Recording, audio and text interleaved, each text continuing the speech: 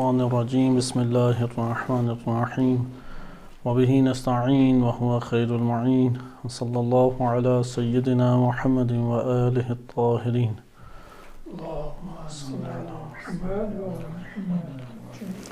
کتاب الانسان فی عرف الانسان، آیت اللہ حسن زادہ آملی رحمۃ اللہ علیہ کے موضوع پہ آپ کی خدمت میں گفتگو پیش کی جا رہی تھی۔ اس کتاب میں آیت اللہ حسن زادہ آملی رحمۃ اللہ علیہ نے تقریباً 47 اصل کو ذکر کیا ہے کہ جو اصول انسانی کہلاتے ہیں، یعنی انسانوں کی بنیاد، انسانیت کی بنیاد ہم اس کو نام دے سکتے ہیں۔ انسانیت کی بنیاد سے یہ مراد یہ ہے کہ کائنات میں اللہ تعالیٰ نے بے شمار انگنت مخلوقات کو خلق کیا ہے۔ ان میں سے، ان مخلوقات میں سے ایک مجموعہ خلقت انسان ہے۔ سوال یہ پیدا ہوتا ہے کہ کس کو انسان کہا جائے؟ آیا انسان کی جسمانی شباہت اگر کسی اور وجود سے پائی جائے تو اس بنیاد کو ہم انسانیت قرار دیں، یا نہیں انسانیت کسی اور شے کا نام ہے کہ اگر وہ عناصر انسان کو حاصل ہوں تو تب وہ انسان کہلائے گا۔ اس کتاب کے اندر جو ثابت کرنا چاہا ہے آیت اللہ حسن زادہ آملی رحمۃ اللہ علیہ نے، وہ یہ بات ہے کہ انسان در حقیقت اس وقت کہلاتا ہے کہ جب وہ انسانی امور کو یا انسانی عناصر کو یا انسانی اصولوں کو اپنے وجود کے اندر عملاً حاصل کر لے، کیونکہ قوت اور استعداد اور صلاحیت کے اعتبار سے تو اللہ نے ہمیں بہت کچھ عنایت فرمایا ہے۔ لہٰذا اس پہلو کو اگر ہم مد نظر رکھیں کہ انسانی وجود کے اندر ہم نے عملاً کتنے حصے کو اپنے اندر برپا کیا ہے، تو یہاں سے ہمارے سامنے انسانی اصول کی بحث شروع ہو جاتی ہے، یعنی انسان کسے کہتے ہیں۔ مثال کے طور پہ ممکن ہے کہ اگر ہم ملاحظہ کریں بالفرض کہ انسان کے شباہت اگر ظاہری، جیسے سائنس نے یہی کام کیا کہ ظاہری شباہت کو اس نے انسان سمجھنا شروع کر دیا، انسان کی ظاہری خصوصیات یا ظاہری اس کی جو حاجات و ضروریات ہے اس کو اس نے انسانیت کا نام دینا شروع کر دیا یا اس کو انسان کہا، جبکہ حقیقت اس کے برعکس ہے۔ بس مختلف نگاہ ہمارے پاس ہیں۔ ان مختلف نگاہوں میں جو عرفانی نگاہ ہے اس کو ہم مطالعہ کر رہے ہیں۔ بہرحال یہ تو کتاب کے حوالے سے تھا، کیونکہ ہم ایک دو دروس کے بعد انشاءاللہ اصل کتاب میں داخل ہو جائیں گے اور کتاب ہی کو پھر مطالعہ کیا کریں گے کہ اس میں ایک اصل پڑھیں گے اور اس اصل کی تشریح بیان کی جائے گی۔ آغاز میں ہی یہ ہونا چاہیے تھا، لیکن کتاب کو سمجھانے کے لیے، اس کے مطالب کو ذکر کرنے کے لیے ہمیں چند دروس کی اشد ضرورت تھی تاکہ کلمات سے آشنا ہو جائیں، اصطلاحات سے ہم واقف ہو جائیں، اور اس کے بعد پھر انشاءاللہ اس قابل ہو جائیں گے کہ کتاب کو سمجھ سکیں۔ کتاب دیکھنے میں بڑی چھوٹی سی ہے اور اس کتاب کے اندر مختلف قسم کے اصول ذکر کیے گئے ہیں، لیکن اس کتاب کی جو قدر و قیمت ہے وہ معانی اور معارف کے اعتبار سے بہت وسیع تر ہے۔ کتاب کے آغاز میں تقریباً 23 کے قریب انہوں نے مختلف مکاشفات ذکر کیے ہیں، واقعات ذکر کیے ہیں، اور اس کے بعد اصل انسانی ذکر کیے ہیں کہ انسان جتنی مقدار اپنے اندر ان اصل یا انسانی عناصر کی برپا کرتا جاتا ہے اتنی مقدار کا وہ انسان کہلاتا ہے۔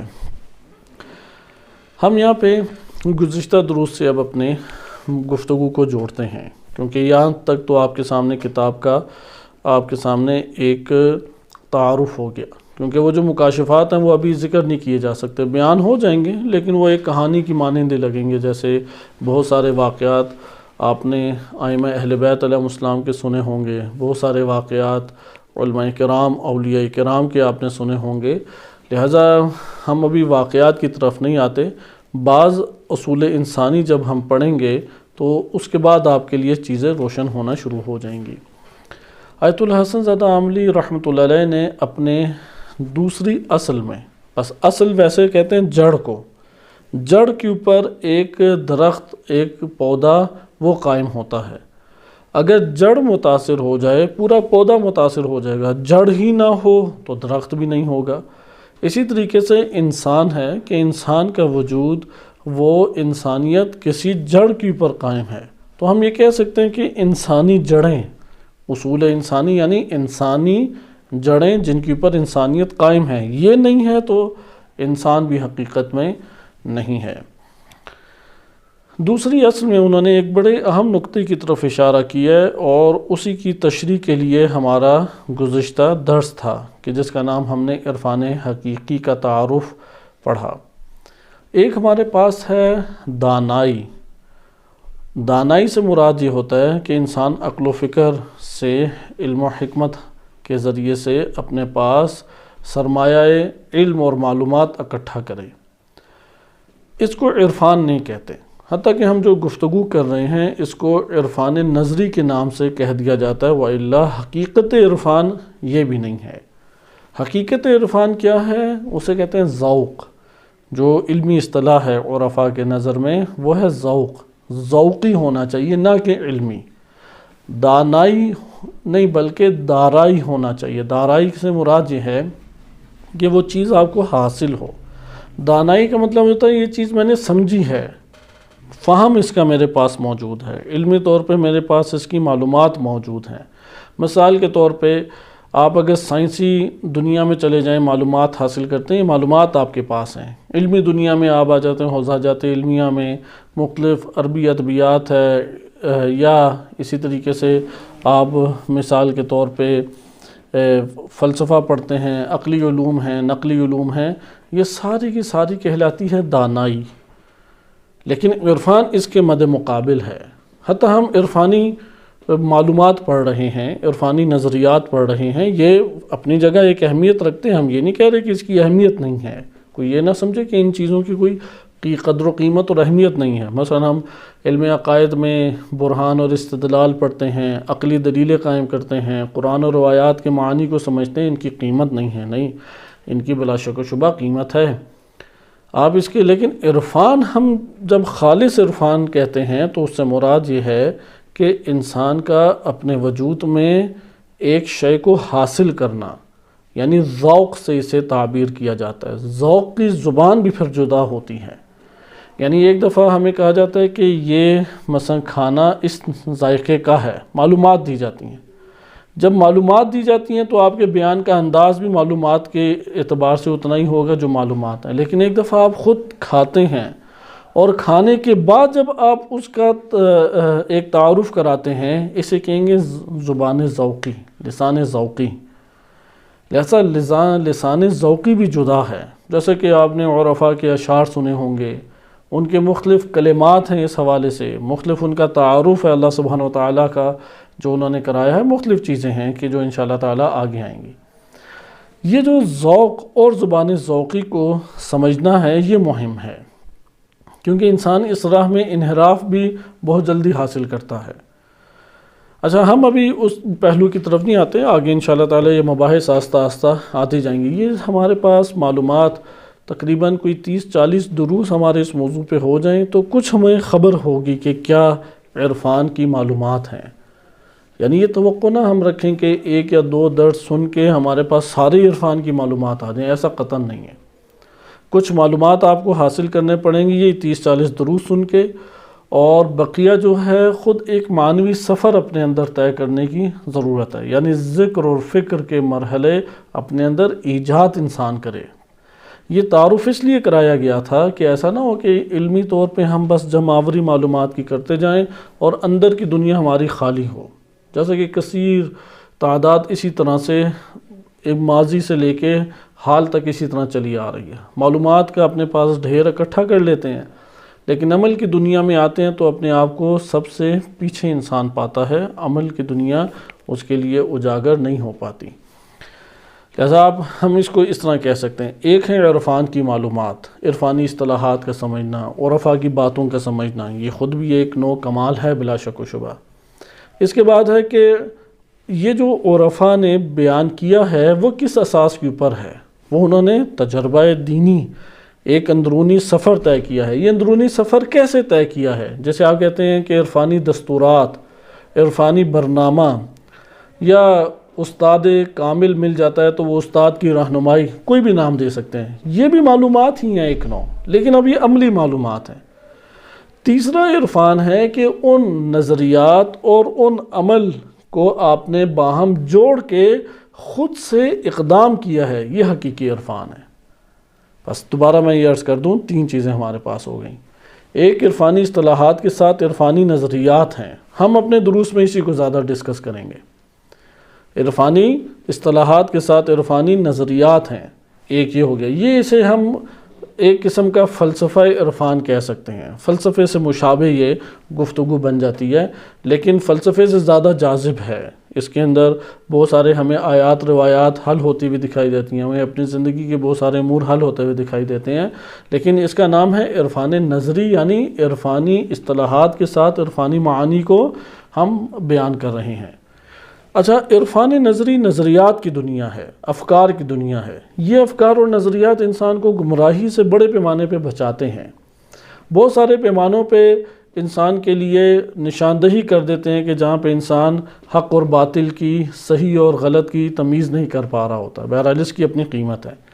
آپ اس کے بعد سوال کرتے ہیں کہ میں خود چاہتا ہوں کہ یہ جو عرفا نے ذکر کیا ہے اس کو میں اپنے وجود میں حاصل کروں، میں بھی تو یہ ٹیسٹ کروں کہ یہ کیسا ہے، میں بھی تو ذوق کی دنیا میں قدم رکھوں، سیر و سلوک کی دنیا میں قدم رکھوں، سالک میں بھی تو بنوں، سالک اللہ، مہاجرون اللہ میں بھی تو بنوں۔ اس کے لیے انسان کو برنامہ چاہیے، اس کے لیے دستور چاہیے، اس کے لیے رہنمائی چاہیے۔ رہنمائی بھی کی ہے، لیکن یہ جو خصوصی رہنمائی ہے، خصوصی دستور، ایک تو عمومی دستورات ہیں جو گزشتہ درس میں بھی اشارہ کیا، ہر انسان کو کم سے کم پاک اور طاہر رہنا چاہیے، خیالات کو اپنے قابو کرے، نماز شب کو پڑھے، واجبات کو ادا کرے، حرام امور کو قطعاً و قطعاً ترک کرے۔ اگر اس نے حرام کو ترک نہیں کیا تو ہر روز چیزیں جمع کر کے آگ لگانے والی بات ہے۔ مثلا آپ نے بڑی قیمتی کپڑے، لباس اور پیسے وغیرہ ایک جگہ جمع کیے، اور جب بھاگ دوڑ کر کے پورا مہینہ لگا کے آپ نے جمع کر دیے، حرام کا مطلب ہے آپ نے پوری کو آگ لگا دیا، پھر توقع نہ رکھے کہ وہ دوبارہ سے جمع ہو جائے گا۔ اس لیے حرام میں بہت حساس ہو جائے۔ اللہ نے اس میں ڈرایا بھی ہے انسان کو، دھمکایا بھی ہے، عذاب کی نوید بھی سنائی ہے، وہ اسی لیے کہ انسان اس خطرے کو جان لے کہ یہ کتنا بڑا نقصان ہے اس کا۔ لہذا حرام سے قطعاً و قطعاً محفوظ ہو، ورنہ کوئی عرفان نہیں ہے اگر حرام سے نہیں بچتا، واجبات کی ادائیگی نہیں کرتا، حرام سے نہیں بچتا، کوئی عرفان نہیں ہے۔ ہاں، یہاں سے ہے کہ اب رجب، شعبان، ماہ مبارک رمضان، ان کے مستحبات کا انعقاد کرے، یہ ابتدائی ہیں۔ ایسا نہیں ہے کہ اگر کوئی استاد نہیں ملا تو ہم کوئی عمل ہی نہیں کر سکتے، نہیں، ایسا نہیں ہے۔ ہمارے حقیقی استاد انبیاء و ائمہ علیہم السلام ہیں۔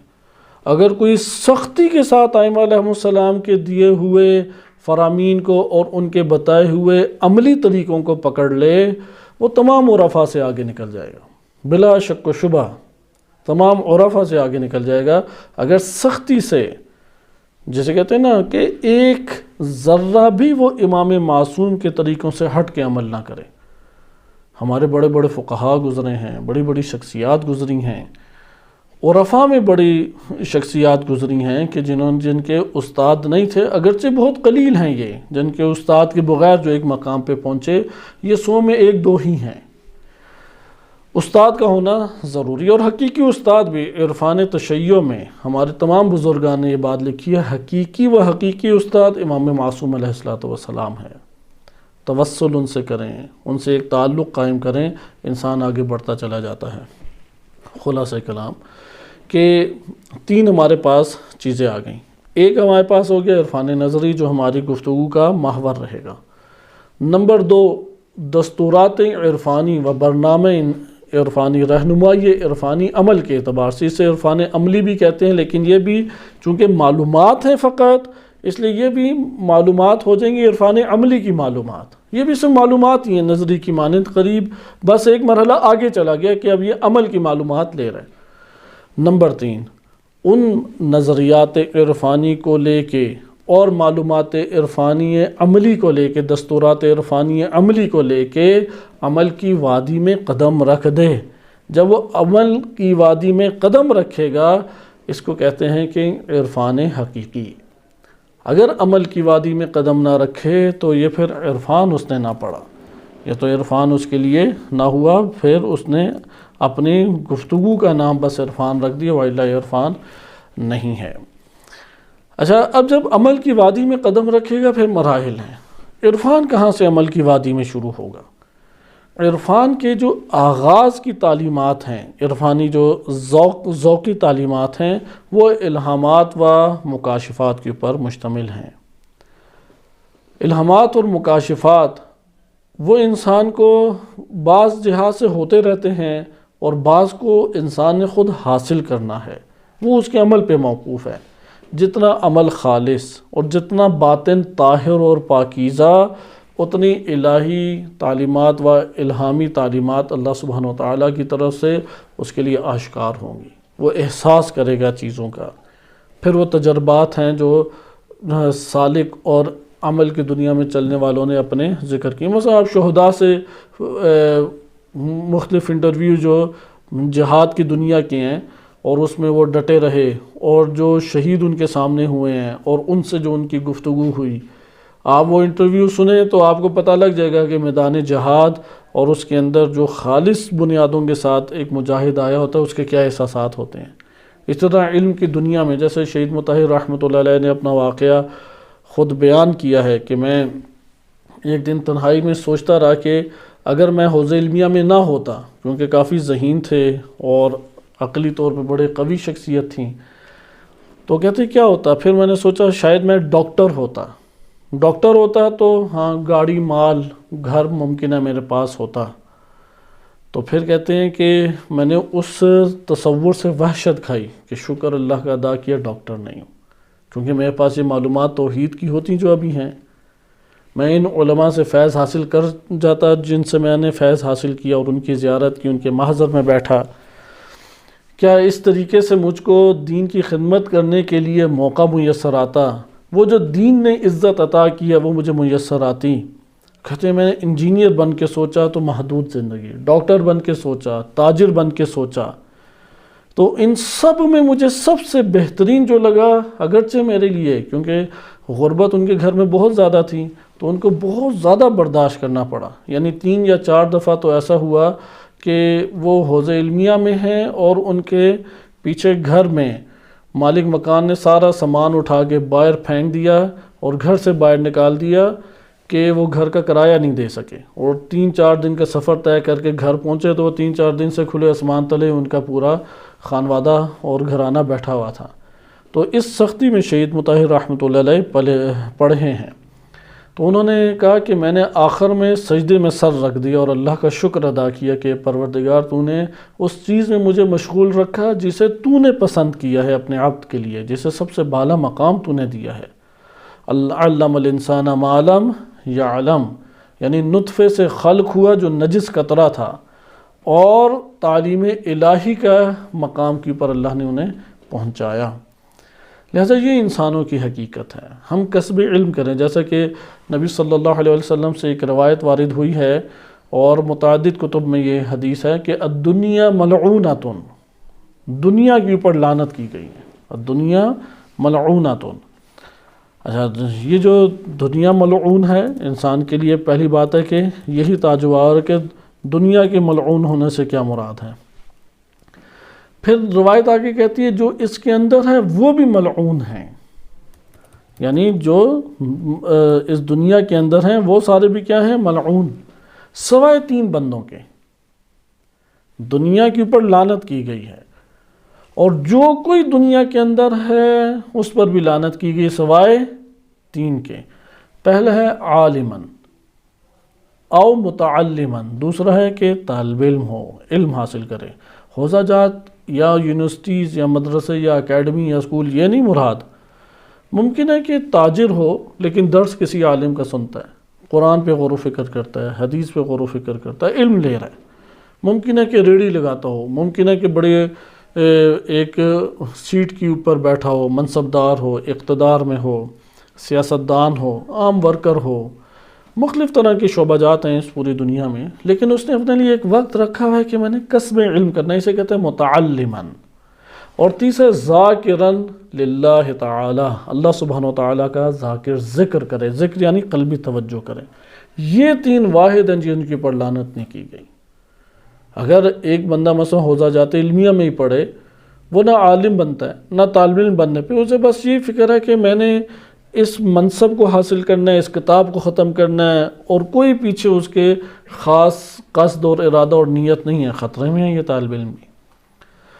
لہٰذا آپ نے ملاحظہ کیا کہ یہ وہ تجربات ہیں، اسی طرح سے عرفاء کے تجربات ہیں، جیسے میں نے علماء کی سنائے، اسی طرح شہداء کے آپ سنتے ہیں، اسی طریقے سے مبلغین کی ہیں، کسب حلال جنہوں نے کمایا، وہ بتائیں گے کہ ہمیں تنخواہ ملی تو کیا کیا مشکلات تھی، ادھر سود سے ہم کس طریقے سے بچے، ادھر رشوت سے ہم کس طرح سے بچے، ادھر قرضوں کے اندر ڈوبے ہوئے تھے، کس طریقے سے ثابت قدم رہے، الزام تراشی ہم پہ ہو گئی، تنخواہ سے ہمارے اخراجات ہی نہیں پورے ہوتے تھے، گھر کے اندر کیا کیا مسائل پیدا ہوئے، ان کے اپنے تجربات ہیں۔ اگر کوئی اللہ کی راہ میں چلا اور ان سب مصیبتوں کو اس نے کاٹا، اسی طریقے سے عرفاء کے اپنے تجربات ہیں، آپ اس کا احساس کرنے لگ جائیں گے، وہ جو ان کے تجربات ہیں وہ انشاءاللہ تعالی ہم آگے پڑھیں گے۔ یہ تو آپ کے سامنے یہ تعارف تھا اس کتاب میں جو آیت اللہ حسن زادہ عاملی رحمۃ اللہ علیہ نے کرایا کہ حقیقی عرفان وہی عمل کی جگہ پر ہے، اس لیے یہ کتاب ہے مکاشفات پہ حقیقت میں، وہ جو واقعات انہوں نے ذکر کیے، یعنی عرفان آغاز سے ہی عرفان انہوں نے ذکر کیا،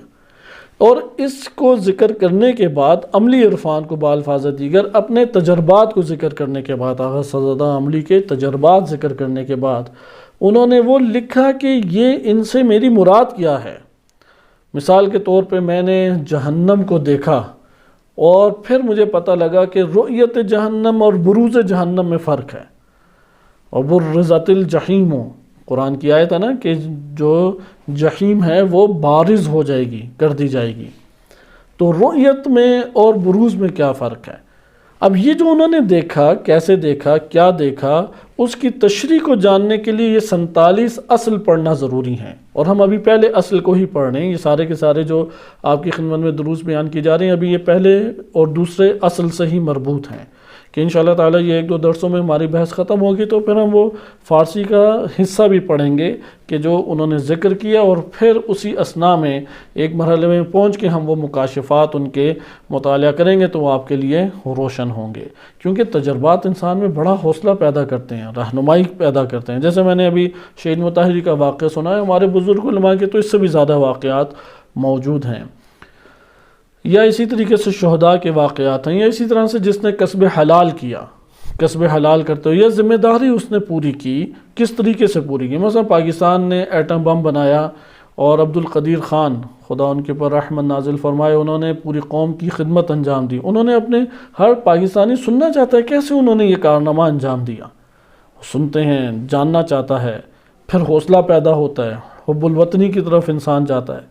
لہذا تجربات انسان میں ایک انگیزہ برپا کرتے ہیں، طریقہ کار اس کے لیے روشن کرتے ہیں، اس لیے انشاءاللہ تعالی وہ تجربات عرفانی بھی ہم اپنی ایک اصطلاح کے طور پہ میں بیان کر رہا ہوں، تجربات عرفانی کے طور پہ اس کو مطالعہ کریں گے۔ ہم اپنی بحث میں لوٹ کے آتے ہیں، کیونکہ مکاشفات کا تعلق تمثل کی دنیا کو سمجھنے سے ہے۔ عوالم آہستہ آہستہ حل ہوتے جائیں گے، عرفان کی مباحث بہت کثیر ہیں، بہت کثیر، ان کو آہستہ آہستہ آپ سمجھتے چلے جائیں گے، لیکن حقیقی عرفان کی وہی عملی دنیا۔ اس نے نماز شب میں جو تکلیف کاٹی، اور اس تکلیف کاٹنے کے بعد رحمت الہی جو اس نے اپنی زندگی میں دیکھی، اب کوئی غافل ہو تو اسے نہیں پتہ لگے گا، وہ کبھی کسی کے نام پہ اس رحمت کو ڈال دے گا، کبھی کسی کے نام پہ ڈال دے گا، اسے نہیں پتہ لگے گا کہ اللہ تعالیٰ نے میرے اوپر یہ رحمت نازل کی ہے۔ یا اسی طریقے سے اس نے حرام سے بچ گیا، مثلا نامحرم کی پر نگاہ کر سکتا تھا شہوانی، لیکن اللہ تعالیٰ سے خوف کھایا، اس کی عظمت کا احساس کیا، نظروں کو جھکا لیا نیچے۔ جب نظروں کو جھکا لیا، تلخی اسے کاٹنے پڑے گی اپنے نفس میں، ایک بے مزگی سے اسے آئے گی، لیکن اللہ نے اس کے وجود میں کیا نور ایمان قرار دیا یہ وہی جانتا ہے۔ اس کو کتنا ہی بیان کریں تو سب سے بہتر قرآن اور روایات بیان کر سکتے ہیں، لیکن وہ بھی کامل عکاسی تو وہ جو انسان نے احساس کیا وہی اس کی عکاسی کی جا سکے گی، یعنی وہی اس کی حقیقت ہے کہ جو اس نے حاصل کی ہے۔ تمثل کی دنیا آپ کی خدمت میں ذکر کی جا رہی تھی۔ اب گزشتہ دروس کے ہم مطالب کو دہرائیں گے نہیں زیادہ، کیونکہ یہ والا مطلب تو پچھلے درس کا ایک نو ہمارے پاس ادھورا رہ گیا، آج وہ تکمیل ہوا کہ یہ کتاب کیا ہے اور حقیقی عرفان کہاں سے شروع ہوتا ہے، اور انسان کس طریقے سے اگر توجہ رکھے، اگر اللہ تعالیٰ کے افعال و صفات کے اوپر توجہ رکھے، کیا اس کے ساتھ ہو رہا ہے اس کے اوپر توجہ رکھے، تو وہ امور کو ایک دوسرے سے ربط دے سکتے ہیں اللہ تعالیٰ کی ان آیات کی بنیاد پہ۔ خداوند متعال اس کو اپنی نشانیاں آفاق میں بھی دکھائے گا اور انفس میں بھی دکھائے گا، جیسے قرآن کریم کی آیات ہیں۔ خود انسان یہ اقرار کرے گا کہ یہ میرے پروردگار نے دکھایا ہے، یہ میرے خدا نے دکھایا ہے۔ فَأَمَّا بِنِعْمَةِ رَبِّكَ فَحَدِّثْ، پھر وہ جو نعمت الہی انسان کو میسر آتی ہے تو قرآن کہتا ہے کہ اس کی خبر دو۔ آئے ہم تمثل کی دنیا کو دیکھتے ہیں۔ عوالم کو ہم نے تقسیم کیا، ممکنات کے اندر 3 عوالم بالخصوص تھے۔ عالم عقل ہے جسے عالم قیامت بھی کہتے ہیں یا عالم جبروت بھی کہتے ہیں، اس کے بعد عالم مثال ہے جسے عالم خیال بھی کہتے ہیں، عالم برزخ یا عالم ملکوت بھی کہتے ہیں، اور تیسرا ہے عالم ناسوت جسے عالم دنیا بھی کہتے ہیں، عالم طبیعت بھی کہتے ہیں۔ اچھا، یہ قوس نزولی اور قوس صعودی ہم نے دوسرے اصطلاح پڑھی، یہ بہت اہم اصطلاح ہے عرفانی مباحث کو سمجھنے کے لیے۔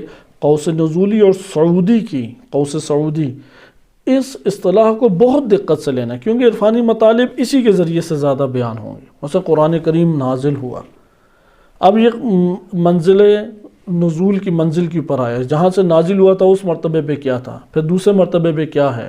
اب قوس نزولی سے ایک دفعہ عرفان مطالعہ کرتا ہے، ایک دفعہ قوس صعودی کے طور پہ وہ بلندی کی طرف جا رہا ہے، اوپر جا رہا ہے، اس وقت ہم ایک مطالعہ اس کا کرتے ہیں۔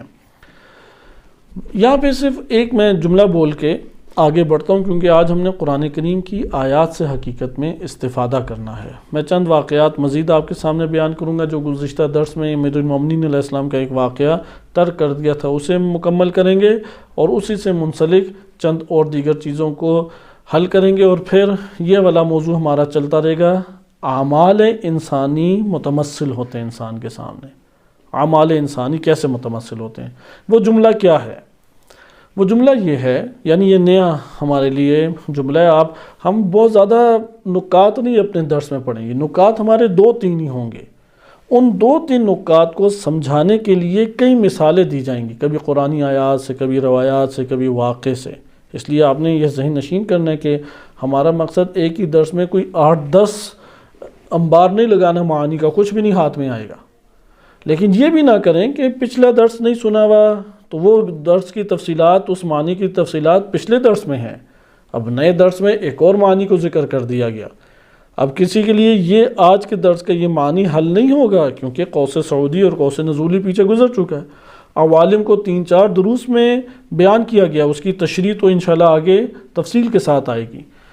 وہ جملہ جو آج کے درس کے لیے بالخصوص ہے وہ یہ ہے کہ اگر ہم قوس نزولی کی طرف سے دیکھیں، اللہ سبحانہ و تعالیٰ کی طرف سے جو چیزیں آ رہی ہیں، اللہ نے خلق کیا، ہم گزشتہ درس میں پڑھ چکے ہیں کہ اوپر والا عالم نیچے والے جہان یا عالم کے لیے علت کی حیثیت رکھتا ہے اور اسے گھیرے ہوئے ہے۔ اللہ تعالیٰ نے عالم الہ ہے جسے عالم اسماء و صفات یا عالم افعال بھی کہتے ہیں، وہاں سے ساری تدبیر ہو رہی ہے، اسے آپ لاہوت بھی کہہ سکتے ہیں۔ عالم الہ، وہاں اسے دوسرا نام ہے اسماء و صفات، عالم اسماء و صفات۔ عالم اسماء و صفات کے بعد ہے عالم عقل۔ عالم اسماء و صفات تمام عوالم کو گھیرے ہوئے ہے۔ عالم عقل اللہ نے بہت وسیع و عریض بنایا، جسے عالم قیامت بھی کہتے ہیں۔ عالم قیامت علت ہے عالم مثال کی، عالم مثال بہت وسیع و عریض اللہ سبحانہ وتعالی نے بنایا، جو عالم مثال منفصل ہے۔ اس سے آج عالم منفصل، عالم مثال، اس کی علت عالم قیامت ہے۔ یہ عالم قیامت کی نسبت قلیل ہے، وہ چھوٹا ہے، عالم قیامت بڑا ہے۔ یا یہ کہہ لیں کہ عالم قیامت عالم مثال کے لیے حقیقت ہے، اور عالم مثال عالم قیامت کے اعتبار سے رقیقت ہے، قوس نزول کے اعتبار سے حقیقت ہے، قوس حقیقت اور قوس صعود کے اعتبار سے رقیقت ہے۔ اچھا، اسی طریقے سے عالم مثال اور دنیا کا مقایسہ کریں۔ عالم مثال جسے آپ برزخ بھی کہتے ہیں، وہ اس دنیا، پوری دنیا کو گھیرے ہوئے ہے، پوری دنیا کو، اور بہت وسیع کائنات سے تمام کہکشاؤں کو لیے ہوئے، اس سے بھی کئی بالاتر ہے، اور وہ دنیا کے اعتبار سے حقیقت ہے، اگر وہ نزول کے اعتبار سے دیکھیں دنیا کے لیے حقیقت ہے، اور دنیا یہ کائنات مادی یہ اس کے لیے حقیقت ہے، اور علت ہے یہ معلول ہے۔ یہ ہم گزشتہ درس میں اشارہ کر چکے ہیں۔ آج کے درس کا نقطہ، اگر آپ عالم مثال اور عالم دنیا کو لیں، اگر قوس نزولی کے اعتبار سے دیکھیں تو اس کا نام ہے عالم مثال۔ اس کا کیا نام ہے؟ عالم مثال۔ آپ اسے ملاکوت بھی ہے، عالم ملاکوت۔ اگر عالم ملاکوت کو اوپر کی طرف سے نیچے اترتے ہوئے دیکھیں تو اسے ہم کیا کہتے ہیں؟ عالم مثال۔ لیکن اگر نیچے سے اوپر جاتے ہوئے دیکھیں قوس صعود کے اعتبار سے تو اسی عالم خیال اور عالم ملاکوت کا نام ہے برزخ۔ برزخ کب کہا جاتا ہے؟ جب قوس صعود کی جانب سے جانا، کیونکہ دونوں مقامات میں انسان کی حقیقت یکساں نہیں رہتی۔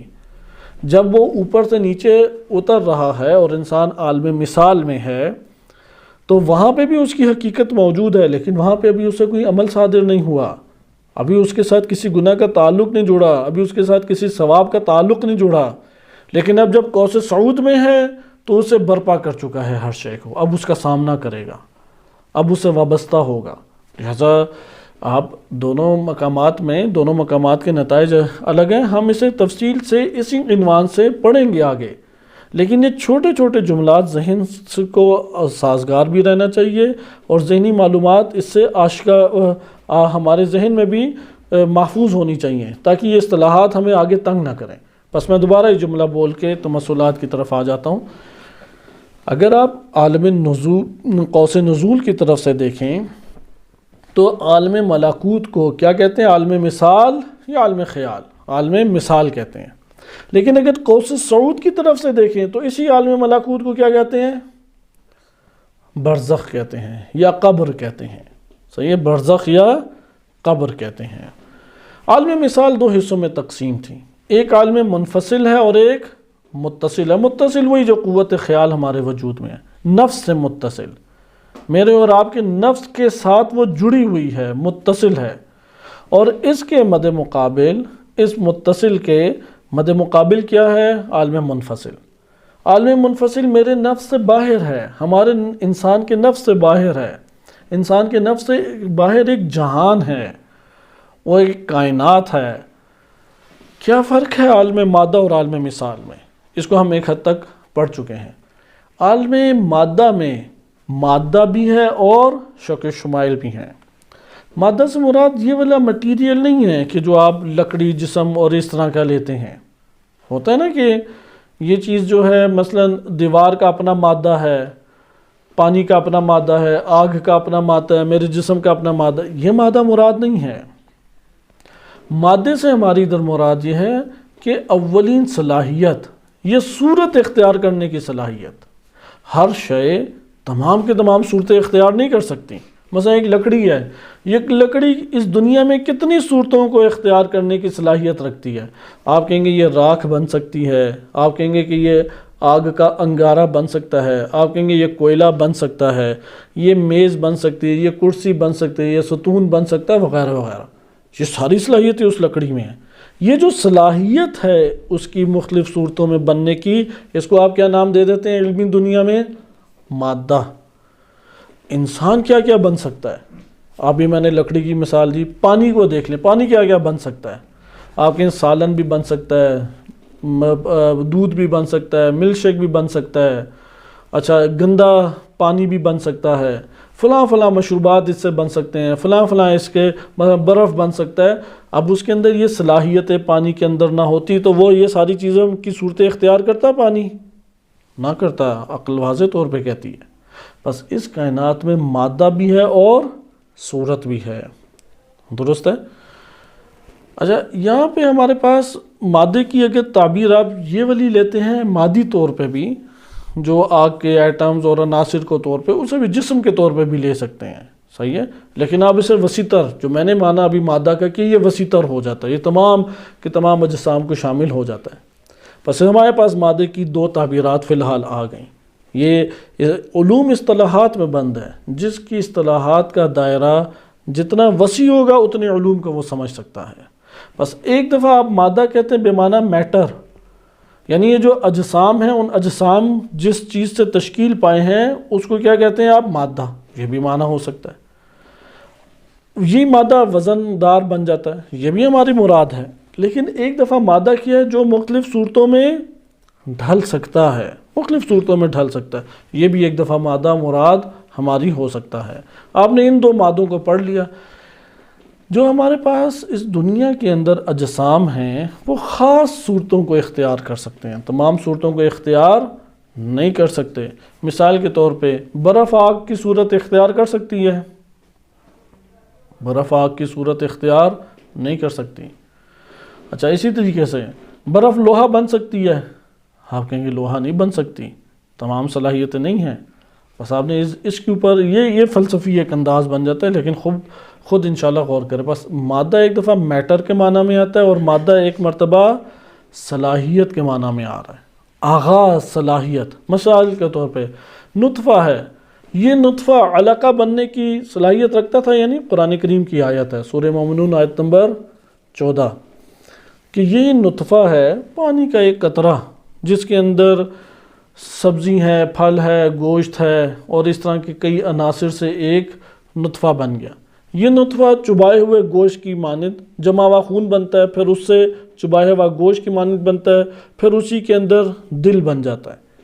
انسان کے وجود میں شکم مادر میں سب سے پہلے دل بنتا ہے.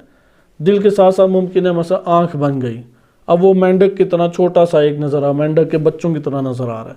پھر وہی آہستہ آہستہ بنتا ایک انسان چھوٹا سا بن جاتا ہے شکم مادر میں. اب اس کے اندر یہ صلاحیت نطفے میں یہ صورتیں اختیار کرنے کی نہ ہوتی تو یہ مراحل طے ہوتے؟ کبھی بھی نہ ہوتے. بس اب آئیں آپ مثال میں مادہ نہیں ہے، صورتیں ہیں فقط. صورتیں انسان کے پاس ہیں، مادہ نہیں ہے. عالم دنیا میں اور جو عالم مثال ہے اس میں فرق کیا ہے کہ مادہ نہیں ہے، اس لیے نہ وزن ہے اور نہ ہی کوئی اس طرح کی مختلف حرکت ہے یا مختلف ایک ارتقاء ہے. ہاں، ارتقاء دوسری جانب ہوگا، جسمانی کوئی ارتقاء موجود نہیں ہے. جسم کوئی صورت تبدیل اس طریقے سے نہیں کر رہا. وہ جسم تو اسی دنیا میں رہ گیا جس نے صورتیں تبدیل کرنی تھی، وہ تو ہمارے پاس منتقل نہیں ہوا آگے.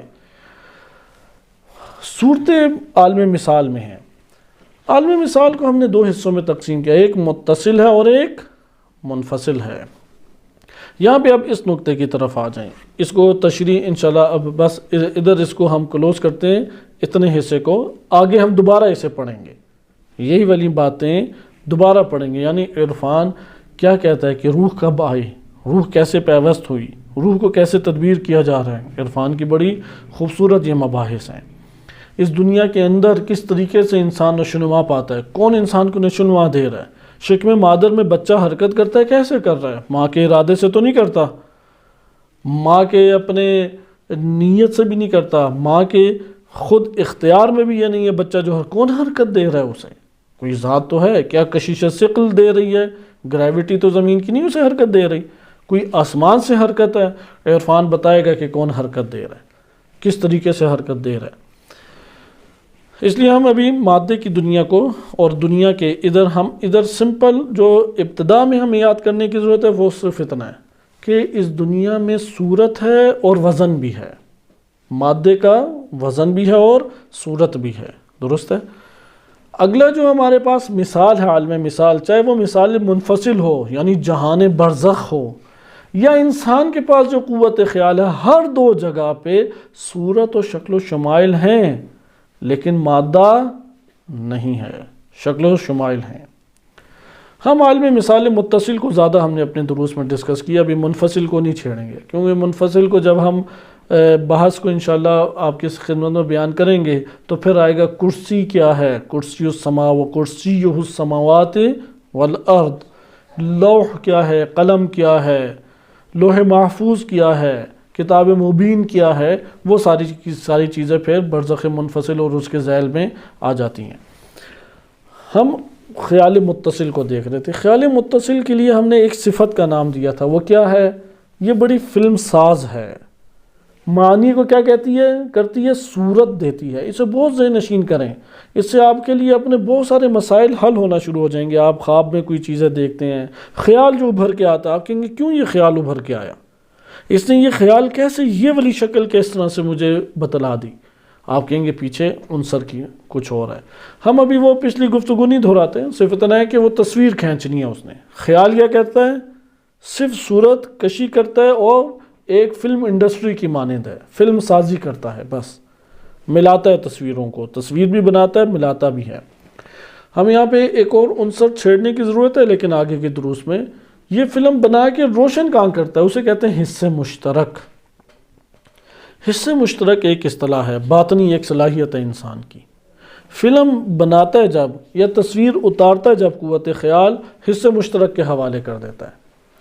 حواس خمسہ جو ہمارے اس دنیا کے اندر کام کرتے ہیں، یہ جو سونگھنا ہے، چکھنا ہے، لمس کرنا ہے، یہ 5 ہمارے دیکھنے کی اور سننے کی صلاحیتیں ہیں۔ ان صلاحیتوں کے ذریعے سے ہمارے پاس معنی اور تصاویر منتقل ہوتے ہیں یا نہیں؟ لیکن کہاں پہ جلوہ گر ہوتے ہیں؟ حصے مشترک پہ۔ حصے مشترک کو آپ ریم سے، کمپیوٹر کی دنیا اگر جانتے ہیں، ریم سے تشبیہ دے سکتے ہیں۔ اندرون کمپیوٹر نے کوئی چیز دکھانی ہے تب بھی ریم پہ ظاہر ہوگی۔ آپ یو ایس بی ڈالتے ہیں، ہارڈ ڈسک ڈالتے ہیں، سی ڈی ڈالتے ہیں، تب بھی جو چیز ہے وہ کہاں پہ آپ کے لیے ظاہر کرے گی؟ ریم کے ذریعے سے ظاہر کرے گی۔ انسان کے اندر ایک ہے صلاحیت حصے مشترک۔ حصے مشترک کی تفصیل انشاءاللہ کسی اور مورد میں ہمارے دروس کے دائرے میں آئے گی، لیکن ابھی اتنا سمجھ لیں، انسان کے پاس ایک قوت ہے اور ایک اعضاء ہے۔ جسم کے اعضاء ہوتے ہیں، صحیح ہے؟ جب ہم قوت کہتے ہیں تو قوت نفس ہوگی، یا قوت جسم ہے یا قوت نفس ہے۔ ہم نفس کے لیے قوت کا لفظ استعمال کریں گے اور جسم کے لیے اعضاء کا لفظ استعمال کریں گے۔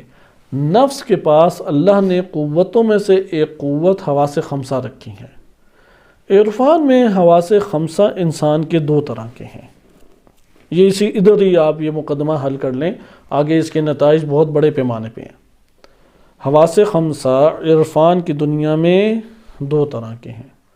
ایک حواس خمسہ ہیں کہ جو ظاہری اعضاء سے تعلق رکھتے ہیں، وہ ہیں غیر مجرد، غیر مادی ہیں، جیسے دیکھنے کی حس، سننے کی حس، چکھنے کی حس، لمس کرنے کی حس، ذائقے کی حس۔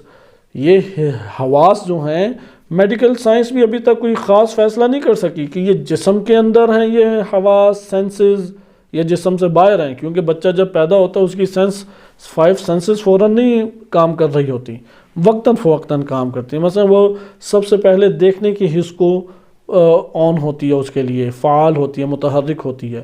پھر آہستہ آہستہ بچے کی جو حس ہے لمس کی، وہ فعال ہو جاتی ہے۔ اس لیے ڈاکٹر اس کے پیروں پہ مار کے چیک کرتے ہیں روتا ہے یا ہنستا ہے یا نہیں۔ اگر رو پڑے تو سمجھ جاتے ہیں کہ سالم ہے بچہ۔ تو حس آہستہ آہستہ فعال ہوتی ہے۔ اعضاء اگر سالم ہو تو حس صحیح کام کر سکے گی، اگر اعضاء انسانی سالم نہ ہو تو حس سے انسانی کام نہیں کر سکے گی۔ عرفان اور فلسفے کے مطابق حواس خمسہ، جسے آپ ظاہری حواس خمسہ کہتے ہیں، یہ بدن میں نہیں ہوتے، یہ روح اور نفس میں انسان کے ہوتے ہیں، لیکن یہ ایکٹیو کب ہوں گے، فعال اس وقت ہوں گے کہ جب جسم سے تعلق پیدا کریں گے۔ اس کے اوپر بڑی طویل بحث ہے فلسفی طور پہ، یہ جسم سے تعلق پیدا کر کے ایک مادہ غیر مادہ کیسے بن جاتا ہے، کیسے اس کا تعلق ہے۔ بہرحال یہ بھی آگے کی چیزیں ہیں، لیکن ابھی آپ اتنا نتیجہ لیں، حواس خمسہ ظاہری ہمارے ہیں، 5 سینسز ہیں، 5 حواس خمسہ ایسے ہیں کہ جن کا تعلق کس سے ہے، ہمارے اعضاء و جوارح کے ساتھ، جسمانی اعضاء و جوارح کے ساتھ ان کا تعلق ہے، ان کا باطنی اعضاء و جوارح یا باطنی چیزوں کے ساتھ تعلق نہیں ہے۔ خود باطنی ہے حواس، لیکن وہ حواس معلومات حصے مشترک کے حوالے کب کریں گے کہ جب اعضاء عضو سالم ہے۔ اچھا، بعض اوقات ایسا ہوتا ہے کہ انسان کی روح جو ہے آنکھ کھلی ہے، عضو سالم ہے، عضو ایک چیز کو دیکھ رہا ہے، لیکن انسان حقیقت میں نہیں دیکھ رہا ہوتا۔ مثال کے طور پہ خیالوں میں کھو جاتا ہے کوئی بندہ، تو آپ اسے جا کے ہلاتے ہیں تو وہ کہتا ہے نہیں میں تو دیکھ رہا تھا۔ آپ کہتے ہیں تم دیکھ رہے ہوتے تو الٹی کتاب تھوڑی پکڑی ہوتی، صحیح ہے، یا بند کتاب تھوڑی پکڑی ہوتی، اس سے پتہ لگ جاتا ہے تمہاری آنکھیں ادھر تھیں لیکن حس کام نہیں، حس سے باصرہ کام نہیں کر رہی تھی۔ بس یہ تو آپ اگر غور اپنے وجود پہ کریں، یہ والے مرحلے کو آپ جلدی طے کر لیں گے کہ جان لیں گے کہ حواس جو ہیں وہ عضو اور حواس دونوں کا بیک وقت ایکٹیو ہونا ضروری ہے۔ اگر دونوں ایک ساتھ ایکٹیو یا فعال نہ ہوں تو پھر انسان کا دیکھنے کا عمل انجام نہیں پا سکتا، سننے کا عمل انجام نہیں پا سکتا۔ عرفاء کہتے ہیں کہ جس طریقے سے حواس ظاہری آپ کے لیے ہیں، جو ظاہری اعضاء و جوارح، ان کا نام ظاہری اس لیے رکھ دیا ہیں باطنی، باطن اور مجرد ہیں، غیر مادی ہیں، لیکن ظاہری نام رکھ دیا کہ ظاہری اعضاء سے متعلق ہیں، وَإِلَّا وہ اپنا عمل انجام نہیں دیں گے۔ عرفاء کہتے ہیں اسی طریقے سے آپ کے باطنی بھی حواس خمسہ ہیں، دیکھنے کی حس باطنی بھی ہے، سننے کی حس باطنی بھی ہے۔ جو باطنی آپ کے انہوں نے اندرون سے لینا ہے، وہ بیرون سے نہیں تعلق رکھتے ہیں، انہوں نے کیا کرنا ہے؟ اندرون سے لینا ہے، یعنی اندرون سے انہوں نے دیکھا، اندرون ہی میں دیکھا، یعنی معانی کی دنیا کو دیکھا، حقائق کی دنیا کو، اندرونی حقائق کی دنیا کو دیکھا، لمس کیا انہوں نے، احساس لمس انہیں ہوا، انہیں بو آئی ایک قسم کی۔ اس کے اوپر واقعات ہیں، میں صرف ایک بو کے اعتبار سے آپ کو مثال دے دیتا ہوں۔ جناب اویس قرنی رضی اللہ عنہ بڑی عظیم شخصیت گزرے ہیں، شیعہ سنی دونوں میں ہی بڑے جلیل القدر ہیں، جنگ صفین میں شہید ہو گئے۔ امام علی علیہ السلام کتب میں وارد ہوا ہے کہ انتظار میں تھے کہ 100 بندے ہم سے ملحق ہوں گے، خبر دی اصحاب کو، انتظار میں بیٹھے رہے، ایک نہیں آیا۔ اصحاب نے کہا کہ نہیں آئے گا، 1 گھنٹہ 2 3 4 ظہر کا وقت گزر گیا، نمازیں ادھر ہی پڑھی، وہ ایک شخص نہیں آیا۔ امام علی علیہ السلام نے کہا کہ نہیں آئے گا، مجھے خبر دینے والے نے سچی خبر دی ہے، اس میں جھوٹ کا کسی قسم کا گمان نہیں ہو سکتا۔ سورج ڈھلنے کو اب آ رہا ہے، اتنے میں دور سے ایک سایہ نظر آیا، تو اصحاب بھی خوش ہو کے آ گئے، پہنچے تو ویسے قرنی رضی اللہ عنہ تھے، امام علی علیہ السلام کی طرف سے معاویہ بن ابی سفیان کے خلاف جنگ لڑتے ہوئے شہید ہو گئے۔ یہ ہستی یمن میں رہتی تھی، ان کی ایک والدہ تھی بزرگ بوڑھی، اپنا خود اہتمام نہیں کر سکتی تھیں، یمن کا فاصلہ بھی مدینہ سے بہت زیادہ ہے۔ انہوں نے مہلت مانگی کہ آپ 1-2 دن مشکل سے گزار لیں، میں پہنچ جاؤں گا واپس، صرف زیارت کروں گا نبی صلی اللہ علیہ وسلم کی، واپس پہنچ جاؤں گا۔ گئے اور دوپہر کے وقت پہنچے مدینہ میں۔ نبی اکرم صلی اللہ علیہ وسلم کسی قبیلے کی طرف گئے ہوئے تھے، اس کو دعوت دینے، تبلیغ کے لیے یا کسی اور امر کے لیے گئے ہوئے تھے۔ انتظار کرتے رہے، سورج ڈھلنے لگا۔ سورج ڈھلنے لگا تو اب پتہ لگا کہ والدہ کی طرف پہنچنا، ان سے وعدہ کر کے آیا ہوں، اس لیے بالآخر مجبوری کے عالم میں مدینہ منورہ کو چھوڑ کے چلے گئے۔ اب جب چلے گئے تو نبی صلی اللہ علیہ وسلم تشریف لائے، کہا کہ میں ایک عجیب خوشبو سونگھ رہا ہوں۔ بعض جگہوں پہ آئے کہ خوشبو رحمانی سونگھ رہا ہوں، اللہ سبحانہ وتعالیٰ کی خوشبو، گویا کہ خوشبو، ایک عجیب خوشبو سونگھ رہا ہوں۔ بقیہ کو بھی وہ خوشبو سنگائی دے رہی تھی، کسی کو بھی نہیں سنگائی دے رہی تھی، یہ اس ناک سے نہیں وہ خوشبو سونگی جا رہی تھی۔ عرفاء بیان کرتے ہیں کہ وہ ان کے باطن اس خوشبو کو محسوس کر رہا تھا۔ یہ ہے باطنی کائنات، باطنی حواس ہیں 5۔ یہ مقدمہ جب ہمارے لیے طے ہو گیا، عالم مثال متصل کی طرف آئے۔ اب ہوتا یہ کہ یہ جو حصے مشترک ہے، بس ایک طرف سے حواس ظاہری ہیں جو مطالب پھینک رہے ہیں ہمارے نفس نے، اور حصے مشترک کی پر ظاہر ہوتے ہیں اور ہم دیکھتے ہیں انہیں، صورتیں ہیں، شمائل ہیں، مادہ نہیں ہے، کوئی وزن نہیں ہے، کوئی ویٹ نہیں ہے، مقدار ہے، طول اور عرض ہے ادھر۔ اچھا، ایک دفعہ مطالب پھینکتے ہیں عقل کی جانب سے، عالم عقل، عالم منفصل سے، جیسے آپ نے مثال منفصل کہا، وہاں سے انسانی وجود میں مطالب پھینکے جا رہے ہیں۔ ایک تو یہ حواس ظاہری تو ہر ٹائم پھینک رہے ہیں، آپ کے اختیار سے باہر ہے، مگر یہ کہ کوئی بہت مراقبہ کرے تو وہ اس کو گرفت میں لے سکتا ہے۔ لیکن ابھی آپ ادھر غور کریں، ایک دفعہ آپ کے پاس مطالب کہاں سے آ رہے ہیں؟ باہر سے آپ کے اندر آ رہے ہیں۔ ایک دفعہ آپ کے اندر ہی وہ جو باطنی دنیا ہے وہاں سے آ رہے ہیں، یعنی عالم عقل سے کوئی معانی پھینکے جا رہے ہیں یا ڈالے جا رہے ہیں یا القاء کیے جا رہے ہیں، کوئی بھی نام دے دیں آپ، یا عالم مثال منفصل جہاں پہ اس کائنات کی تمام حقیقتیں موجود ہیں، وہاں سے القاء کیے جا رہے ہیں، ڈالے جا رہے ہیں آپ کی روح میں۔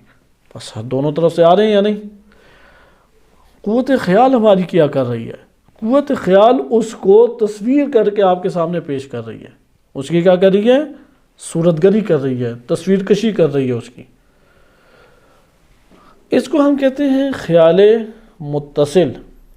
یہاں پہ ہمارے پاس تمثلات ہوتے ہیں۔ تمثلات کا مطلب یہ تھا ایک شے اپنی حقیقت میں باقی رہتی ہے اور حقیقت میں باقی رہتے ہوئے ایک صورت کی ایک شکل و شمائل بن کے ہمارے سامنے آشکار ہوتی ہے۔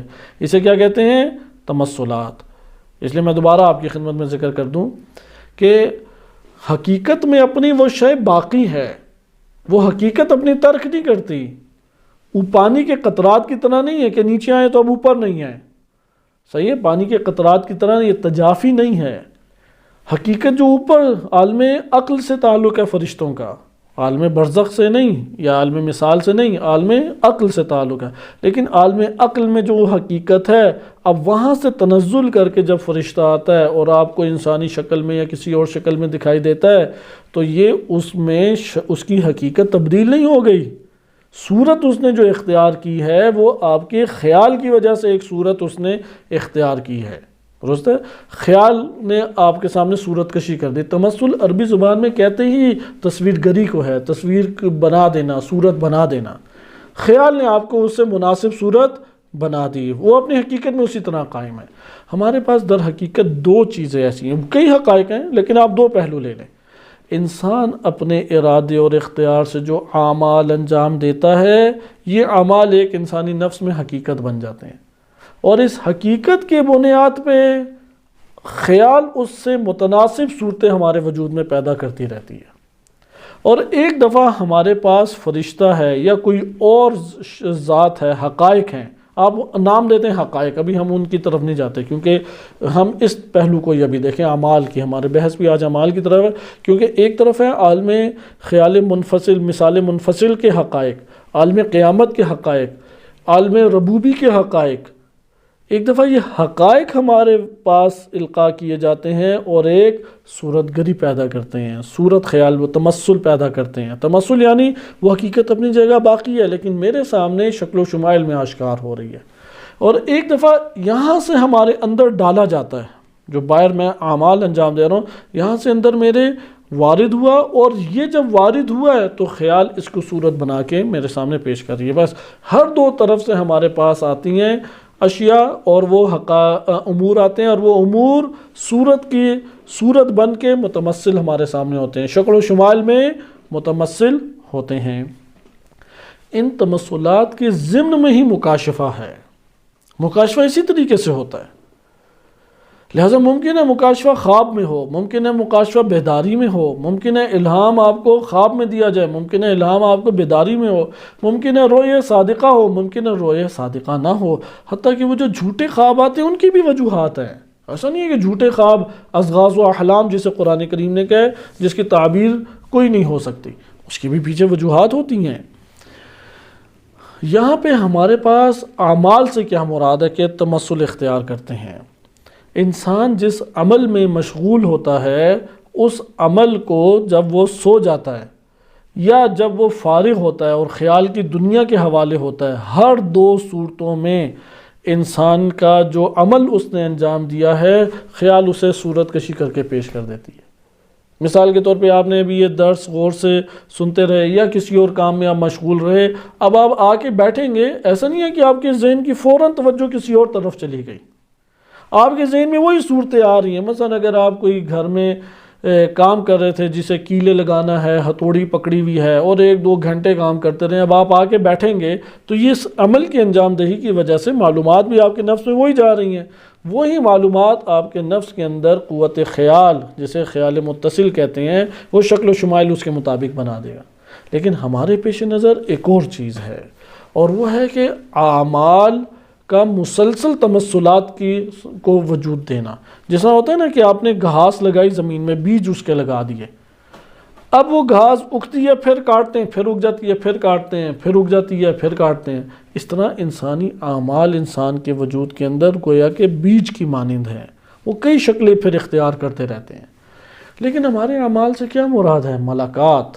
ہماری مراد کیا ہے؟ ملاقات کے گزشتہ درس میں گزر چکا ہے۔ جب انسان ایک عمل کو مسلسل انجام دیتا ہے، آپ نے مثال کے طور پہ اپنی زندگی میں غور کیا ہوگا، مثلا ایک شخص نے 2 رکعت نماز پڑھی، یہ ایک عمل ہے یا نہیں؟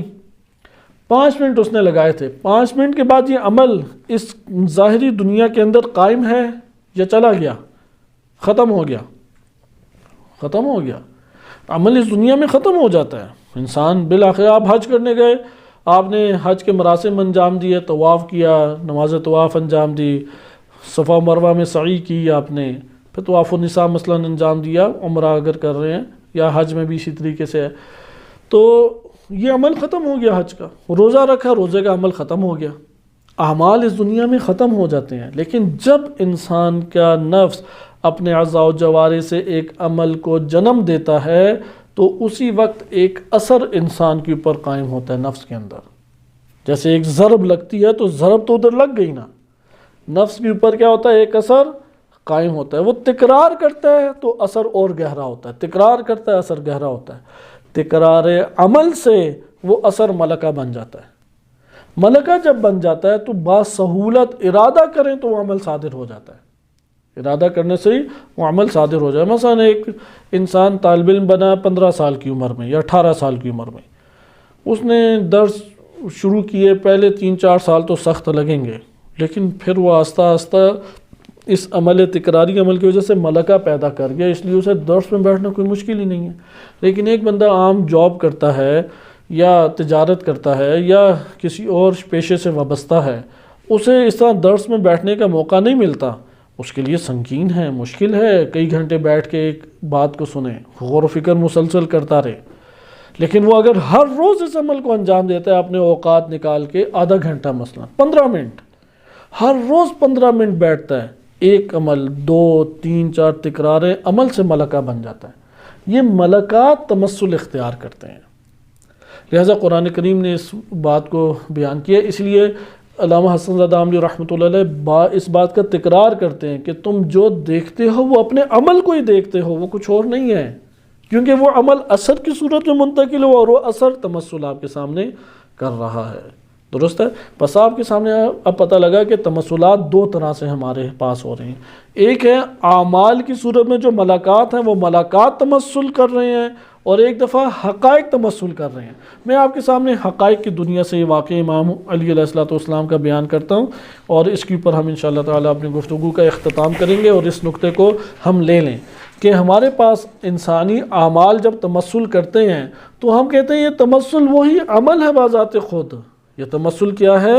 وہی عمل ہے، کیونکہ حقیقت اس کی تبدیل نہیں ہوئی، صورت فقط میرے سامنے ایک نو وہ ظاہر ہوگی جس سے میں بھی مانوس ہوں، اور وہ اس معنی یا ملکہ سے مناسبت بھی صورت رکھتی ہے، یعنی صورت میرے لیے بھی مانوس ہے اور اس عمل سے یا اس حقیقت سے تعلق بھی رکھتے ہیں۔ مثلا فرشتہ کبھی نعوذ باللہ کتے کی صورت میں نہیں آ سکتا، خنزیر کی صورت میں نہیں آ سکتا، کیڑے مکوڑوں کی صورت میں فرشتہ نہیں آ سکتا، کیونکہ یہ صورتیں فرشتے سے وہ نہیں ہے، سازگار نہیں ہے۔ فرشتہ اعلیٰ ترین ایک حقیقت اور بلند ترین مقام کا ہے، اور یہ اس کی نسبت بہت ضعیف وجود ہے، بہت ضعیف ترین وجود ہے اللہ کے وجودات، اللہ ہی کی مخلوقات۔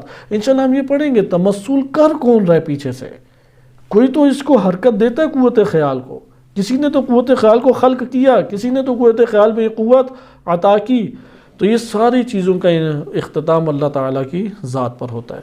بہرحال آپ نے ابھی تمثلات میں اس 2 چیزوں کو دیکھیں۔ تمثلات یعنی شکل و شمائل کا آپ کے سامنے بن جانا، اس طرح سے کہ جو شے بن رہی ہے شکل و شمائل میں وہ اپنی حقیقت کو نہیں کھوئی، وہ اسی طرح سے اپنی حقیقت میں باقی ہے۔ ملکات اپنے طور پہ باقی ہیں میرے وجود میں، اور تمثلات مختلف طرح کے کر رہے ہیں۔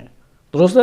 یہ ملکات کے ہیں، وہی اعمال ہیں کہ جو میں تکرار کے ساتھ انجام دیتا رہا ہوں۔ پس تمثلات ایک دفعہ حقائق کی دنیا ہے جو تمثلات کی صورت میں میرے سامنے آتی ہے، اور ایک دفعہ میرے اعمال ہیں جو تمثلات کی صورت میں آتے ہیں۔ اس لیے قرآن کریم نے تکرار کے ساتھ یہ بات بیان کی ہے کہ تم اپنے عمل کو دیکھو گے، جب ایک چیز دی جائے گی وہ کہے گا یہ پروردگار کہاں سے آ گئی، اتنی خوبصورت، اتنی حسین و جمیل، اتنے لذیذ ترین چیز، وہ کہیں گے یہ تمہارا عمل ہے۔ وہاں یہ نہیں کہا کہ یہ تمہارے عمل کا نتیجہ ہے، جزا الگ ہے، عمل الگ ہے، اس کی طرف توجہ رکھیں، جزا الگ ہے جو اللہ نے دینی ہے، وہ انعام، وہ جنت، وہ جو اللہ نے جہان میں جانا ہے، جو اللہ نے بنا دی وہ الگ ہے۔ ایک دفعہ عمل ہے کہ جو اتنا خوبصورت بن کے آ گیا، ایک دفعہ عمل ہے جو انتہائی بدترین بن کے آ گیا۔ وہ کہے گا پروردگار یہ تو میں نے کبھی کیا ہی نہیں تھا عمل، یہ کیسے بن گیا؟ وہاں کہیں گے یہ تیرا عمل ہے کہ جو یہ بن گیا۔ واقعہ آپ دیکھیں، میں واقعہ تیز آپ کے سامنے پڑھ دیتا ہوں، 2-3 واقعات تھے تمثلات کی دنیا کے واقعات، آپ جب اب پڑھیں گے تو اس سے آپ کے سامنے آشکار ہوگا حقیقت اپنی جگہ مثلا دنیا ہے۔ یہاں پہ میں ایک مثال آپ کو دیتا ہوں، یہ دنیا حقیقت رکھتی ہے یا نہیں؟ یہ اگر دنیا جو حقیقت رکھتی ہے، اگر یہ تمثل اختیار کرے میرے وجود کے اندر، میرے خیال کے اندر، تو کیا صورت اختیار کرے گی؟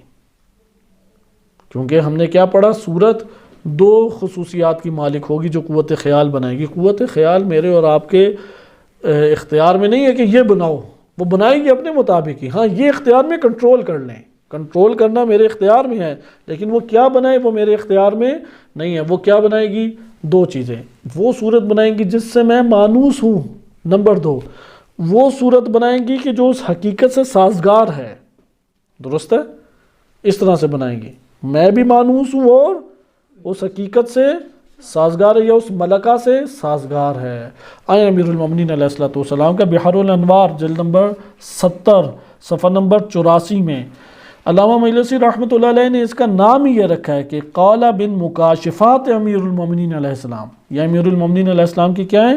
مکاشفات میں سے ہیں کہ ما رواہ الصادق عن آبائہ، امام صادق علیہ السلام نے اپنے معصوم آبا یعنی اپنے والد گرامی اور انہوں نے اپنے والد گرامی سے سنا۔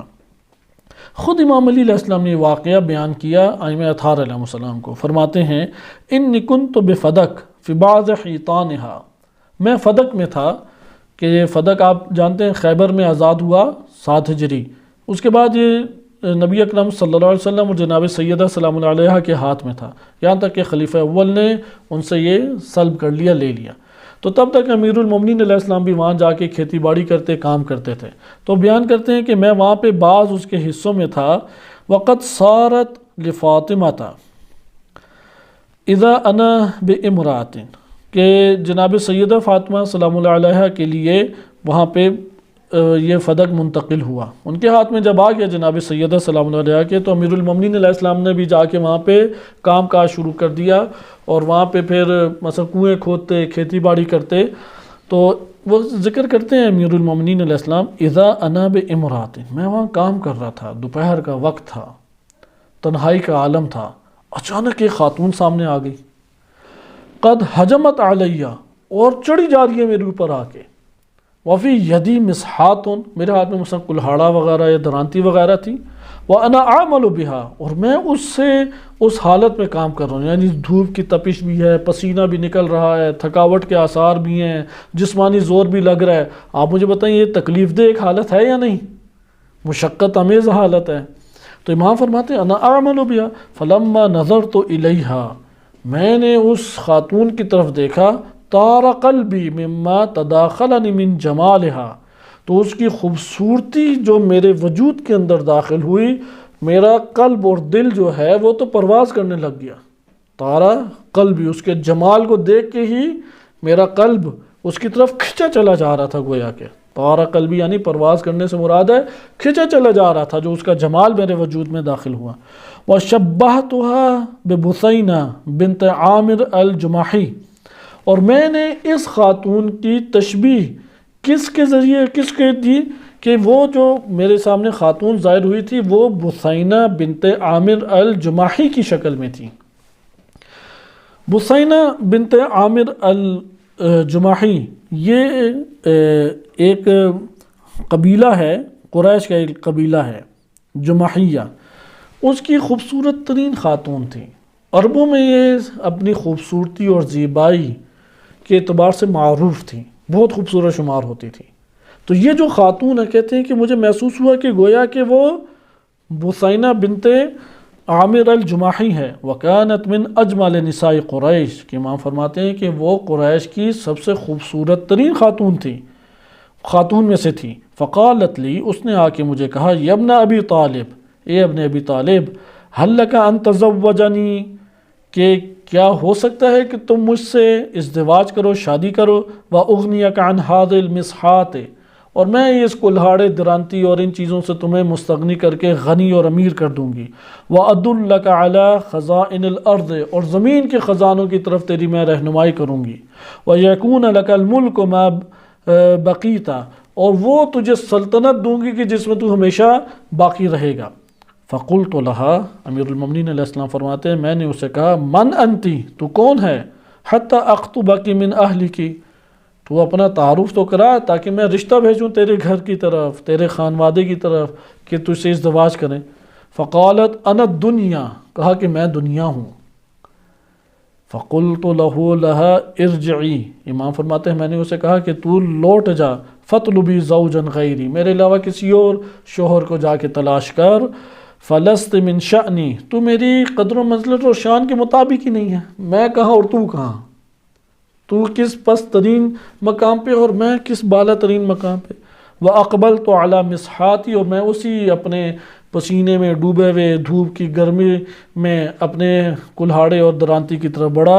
وَأَنشَأْتُ أَقُولُ، اور یہ شعر میں نے پھر پڑھے کہ شعر ہیں کہ لَقَدْ خَابَ مَنْ غَرَّتْهُ الدُّنْيَا دَنِيًّا، کہ میرے پاس دھوکہ دینے کے لیے پسترین دنیا آئی۔ وَمَا هِيَ إِنْ غَرَّتْ قُرُونًا بِطَائِلِ، کہ کتنی ہی صدیوں کو اس نے برباد کیا، اس دنیا نے آ کے لوگوں کو دھوکہ دیا۔ اتتنی علی زی العزیز بثینتا، کہ وہ بثینہ بن عامر الجماحی کی شکل میں صورت میں میرے پاس آئی تھی۔ وزینتها فی مثل تلک الشمائل، اور اسی کی شکل و شمائل میں میرے سامنے اس نے زینت بن کے آ گئی۔ فقلت لها غر سوای فاننی، میں نے اسے کہا کہ تم مجھے نہ دھوکہ دے، ادھر سے چلی جا۔ عزوف عن الدنیا ولست بجاہل، میں دنیا سے رخ پھیر چکا ہوں اور میں اس حقیقت سے جاہل نہیں ہوں۔ وما انا والدنیا فان محمدا، کہ میں کہاں اور اس دنیا کا مجھ سے کیا تعلق اور ربط، اور محمد صلی اللہ علیہ وسلم رہین بقفر بین تلک الجنادل۔ امام علیہ السلام نے پھر آگے تولانی ہے، اور یہ وہی واقعہ جو آپ نے پڑھا ہے کہ امام علیہ السلام اپنی مناجات میں بھی یہ پڑھا کرتے تھے، غری غیری، یہ دنیا جا کسی اور کو دھوکہ دے، میں نے تو تجھے 3 طلاقیں دے دی ہیں جس کے بعد اصلا رجوع ہی نہیں ہو سکتا، جا کے کسی اور کو دھوکہ دے۔ آیت اللہ حسن زادہ عاملی رحمۃ اللہ علیہ لکھتے ہیں کہ یہ بثینہ بنت عامر الجماحی کی شکل میں جو خاتون آئی، دنیا ان کے سامنے اس صورت میں آ گئی، انہوں نے اس سے ٹکراؤ کیا، پھر اسے رد کیا، تنہائی میں آئیں، مشکل میں تھے۔ جب انسان تھکاوٹ طاری ہو، خصوصاً نیند کا عالم ہو یا تنہائی ہو، تو انسان کے وجود میں عناصر بھرپور ابھر آتے ہیں۔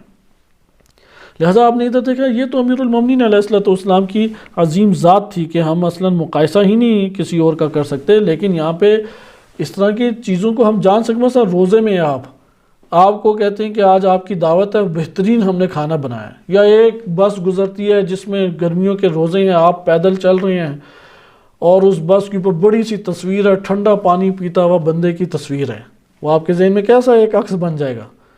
وہ اندر کی ساری اشتہا جو ہے وہ ایک صورت کشی کرے گی، اور وہاں پہ آپ ایک عجیب سے دوراہے میں کھڑے ہو جائیں گے اور وہاں اپنے آپ کو مضبوط کریں گے، خدا سے باتیں کریں، تر کریں، پروردگار میں اس لذت کو، اس نعمت کو تیری خاطر تر کر رہا ہوں یہاں تک کہ مغرب ہو جائے۔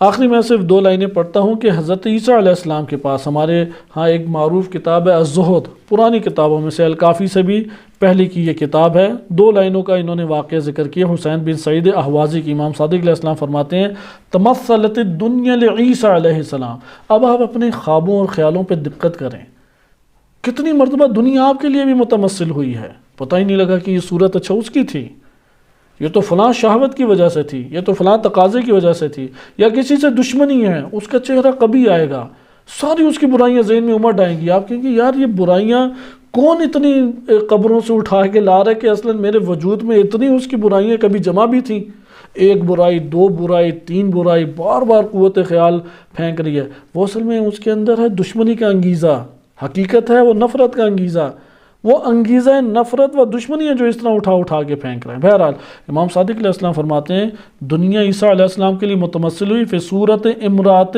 زرقا، زرقا کہتے ہیں زرق نیلے رنگ کی خاتون، ایک خوبصورت رنگ کی خاتون کی صورت میں آ گئی، شکل دیکھ رہے ہیں آپ عیسیٰ علیہ السلام، شکل و شمائل، خواب نہیں ہے یہ، بیداری میں یہ دیکھ رہے ہیں۔ فقال لها، عیسیٰ علیہ السلام نے اسے کہا کم تزوجتی، کتنی شادیاں کی ہیں تو نے؟